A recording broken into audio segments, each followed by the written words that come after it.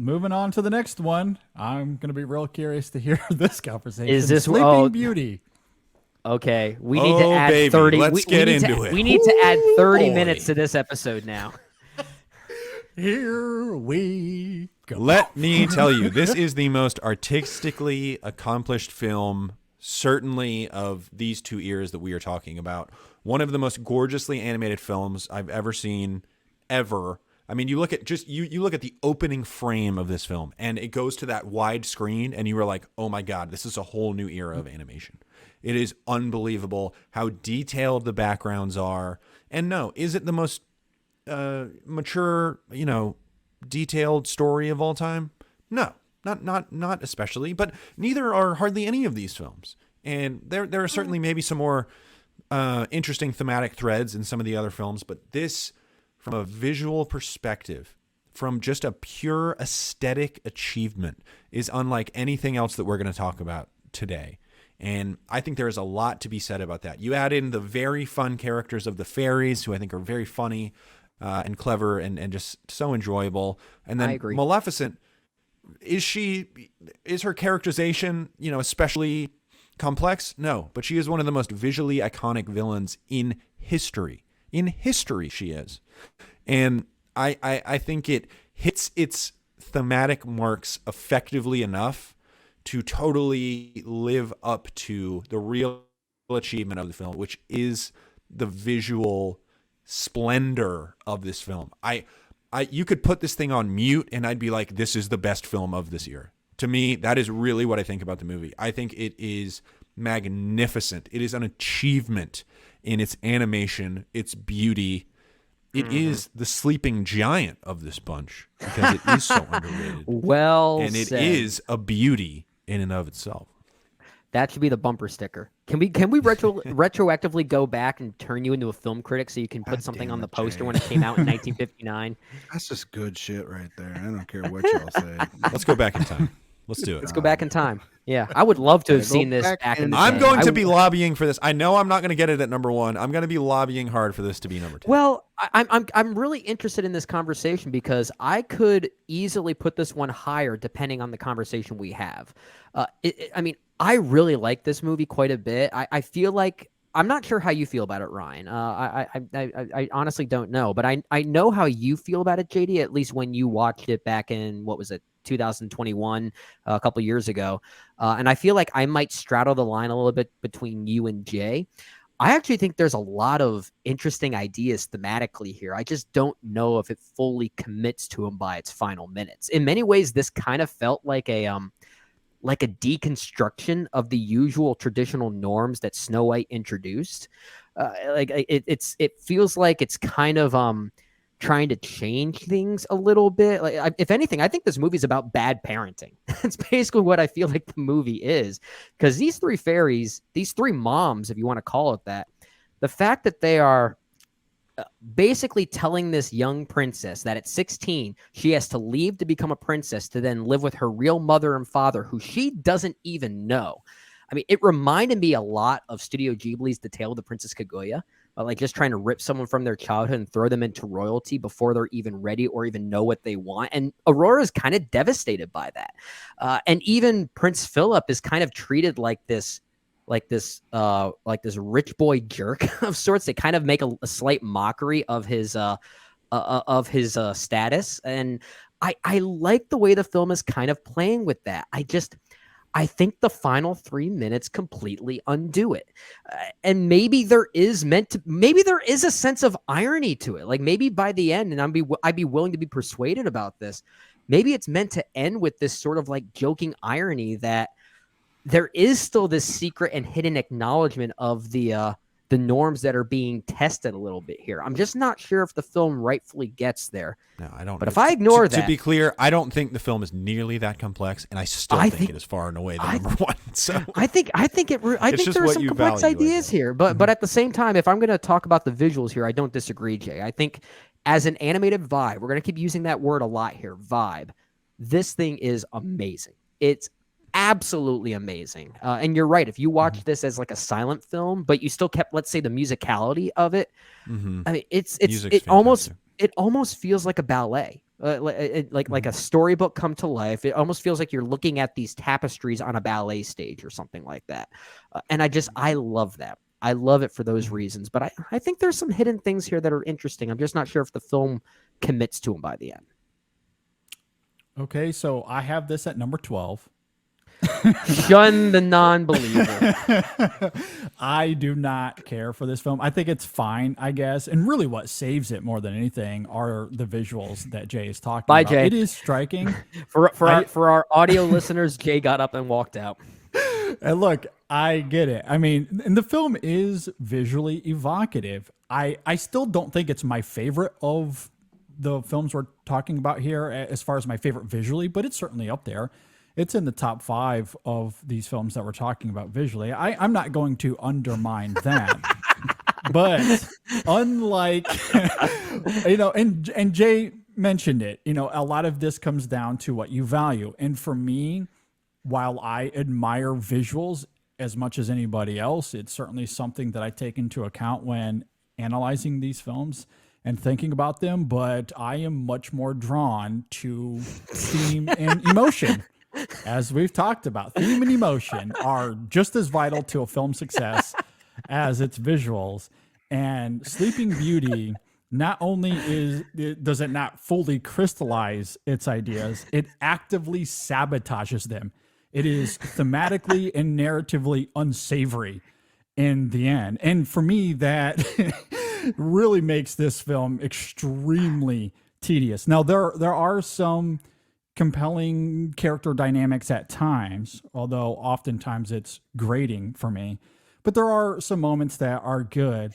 But really the biggest issue for me comes down to Prince Philip and how they present him as this progressive, it's the 14th century. I don't have to marry a princess. I can marry a peasant girl. I'm open-minded. That's how they present him. And I don't mind that about it until the very end. Those are the problems I have by the very end. At the very end, the film throws that away as a joke to be like, just kidding. I don't really believe in that. I'm going to marry a princess. That's why I think the movie at the end, there needed to be more of an acknowledgement of that, even if it's just a joke. I feel like the final 2 minutes specifically, it's probably Disney's biggest example of completely chickening out. It's extremely disingenuous. Yeah. And for me, it really does, again, very actively sabotage. Disingenuous. You can call it contradictory, but it's not like they're not going against their own because code. the film is presenting Prince Philip, I think anyway, in sincerity as this progressive, open-minded figure, maybe a little full of himself, but earnest in that idea, only to then, in the end, completely walk that back in a way that I don't feel like is sincere at all.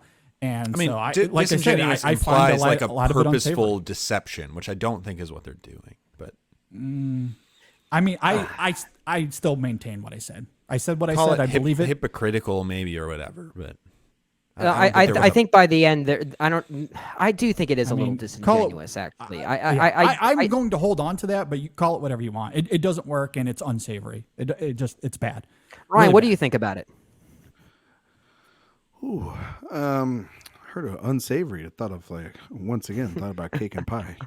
This is fantastic. For all of our audio listeners, you're really missing a visual treat of Jay's meltdown. A couple Jay, what did you beat up there? Was that like a stuffed Mickey like or something like that? was a backpack. That was my backpack. Yeah. I honestly thought it was a backpack. stuffed Mickey, and I thought that would have been so much funnier. Honestly, it is kind of apt. Believe that it or you not, I don't beat have up a a stuffed backpack. Mickey in my house. But Oh, that's unfortunate. No, but yeah, maybe, Kermit. maybe when my child gets a little older. Okay, fair enough. Anyway, You have a back stuffed to Kermit Sleepy. though, and he's Sleeping Beauty. I have this. Where do I have this? Number 5 on my list. Did you say number I 5? think I'm number 5 on my list. I think that this movie is really good. Like visually speaking, we all can agree on that. Yeah. We can all agree visually this is a very good movie. Obviously, a lot of Jay's points are absolutely on point. I think of the Disney princess movies that we have here, this is the strongest. clearly. It's the most complex, I think, in its narrative. I think it has the best villain, obviously, of those films. Oh, that I dragon. think That dragon. that dragon, the just the awesome. green fire, right? Its imagery is fantastic. I understand where you're coming from, JD, because I do think that like the story as itself, and how it kind of breaks down by the end could be, um, a little contrived, I guess you could say.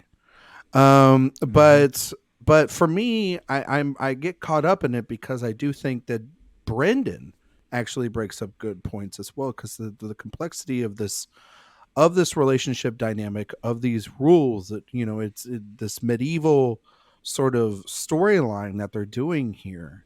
It's very rich and it's very complicated, and I appreciate that complication put forth in the story enough, mixed with it thematically and Sure. what it has to do with the idea of a sense of not of coming of age, but then also of abandonment of who they are.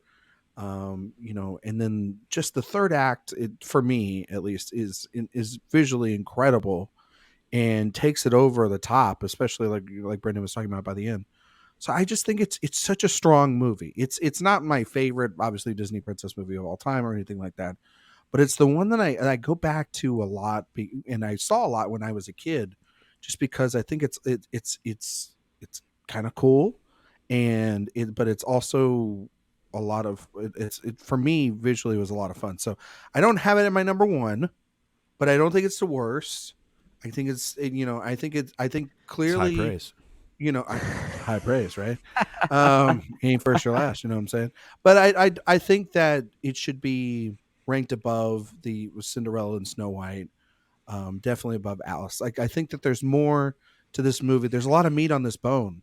Every time I go back to it, as I've gotten older, and then I think about like this story and how it's been kind of redone and tried to tap into it, and it's never been as interesting as this version, for me at least. Like, for me, this version, whether it's the live actions or whether the other different animated or live action versions of this whatsoever, this version in particular has always stood the testament as being the singular Sleeping Beauty story. And for me, I think that carries a lot of weight for it as well. But that's So, me yeah. being an outside factor, All right, probably, well, and then I should. let's go to The hold on, $1,000,000 I- question: where are we going to rank this sucker? I just realized I'm in charge of the spreadsheet. Number 1, Sleeping Beauty. No. All right, so it's obviously going below Pinocchio. I think it's fair to say it's going below Bambi. The next one is Fantasia. I Going still have below Fantasia? I still have it below Fantasia. Okay. I have this ranked twice. I have the first 90% of this movie ranked at my number 3. I have the final 5 minutes ranked at like 72. That's Well, let's talk about. Okay, so it's going below Fantasia. And the next one is Lady and the Tramp. Can I get it above Lady and the Tramp? I You know don't where like I it. sit.